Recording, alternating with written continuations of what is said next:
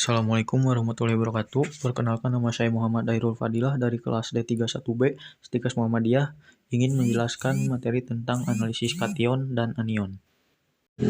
Kation berasal dari bahasa Yunani, yaitu kato, yang berarti turun. Kation adalah ion logam dengan jumlah elektron lebih sedikit daripada proton, sehingga bermuatan positif.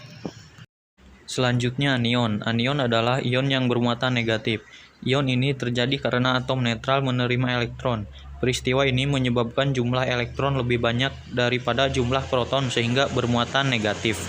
Analisis kation adalah analisis untuk mengetahui jenis ion yang bermuatan positif dalam suatu zat. Analisis anion adalah analisis untuk mengetahui jenis ion yang bermuatan negatif dalam suatu zat. Analisis kualitatif kation. Untuk penggolongan kation, reaksi atau reagen yang paling umum digunakan adalah asam klorida, hidrogen sulfida, amonium sulfida, dan amonium karbonat. Penggolongan ini didasarkan pada terbentuknya atau tidaknya endapan ketika suatu kation bereaksi dengan reagen-reagen tersebut. Dengan kata lain, penggolongan ini didasarkan atas perbedaan kelarutan klorida, sulfida, dan karbonat dari kation tersebut. Urutannya adalah uji pendahuluan, pemisahan, kemudian penegasan. Untuk golongan 1, kation golongan ini membentuk endapan berwarna putih dengan HCl encer. Ion golongan ini adalah Pb, Ag, Hg. Endapan yang terbentuk adalah PbCl2, Hg2Cl2, dan AgCl.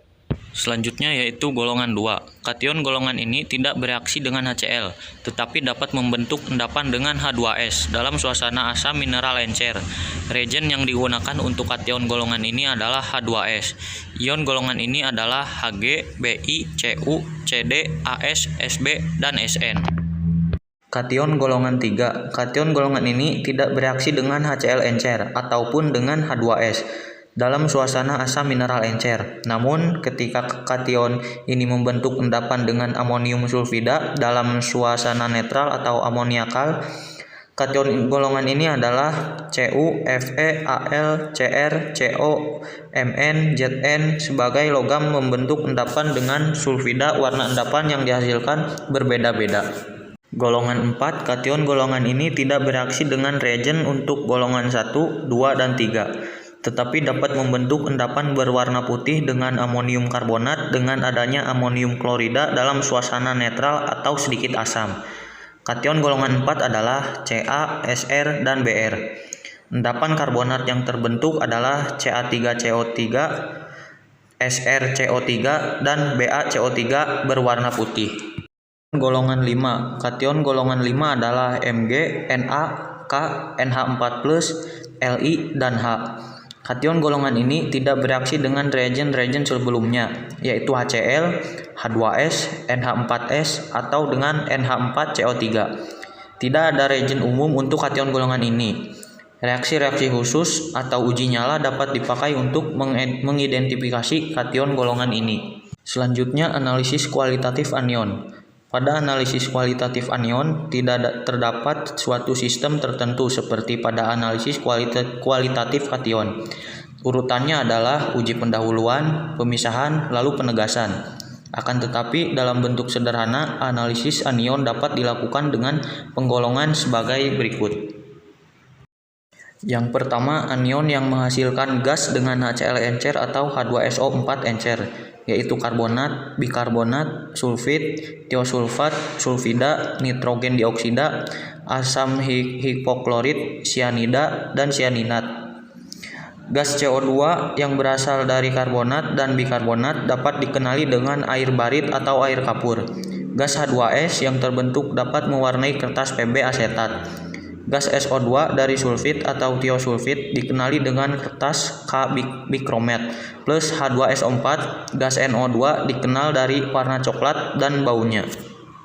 Yang kedua, anion yang menghasilkan dengan H2SO4 pekat, antara lain klorin, bromin, ainitrat, C10-3-, MnO4-, BrO-, O3-, BO33-, CH3COOH-, dan SCN-. Ketiga, anion yang mengalami reaksi pengendapan antara lain SO42-, PO43-, CRO42-, Cr2O72- dengan reagen barium klorida atau BaCl2. Terbentuk endapan putih dari BaSO4 dan Ba3PO4. Endapan kuning muda dari BaCrO4 dan BaCr2O7 dengan reagen perak nitrat AgNO3. Terbentuk endapan putih perak AgSO4, endapan kuning perak Ag3PO4, endapan merah kecoklatan Ag2CrO4 dan Ag2Cr207. Yang terakhir, anion yang mengalami reaksi oksidasi dan reduksi dalam larutan antara lain MnO4-, CrO2O42-, Cr2O72-. Dalam larutan asam, ion permanganat direduksi menjadi ion mangan 2 yang tidak berwarna. Zat pereduksi yang dapat digunakan mencakup ferroksulfat F atau FeSO4, kalium iodida Ki, hidrogen sulfida H2S, sulfur dioksida SO2, hidrogen peroksida H2O2, NaNO2, dan asam oksalat.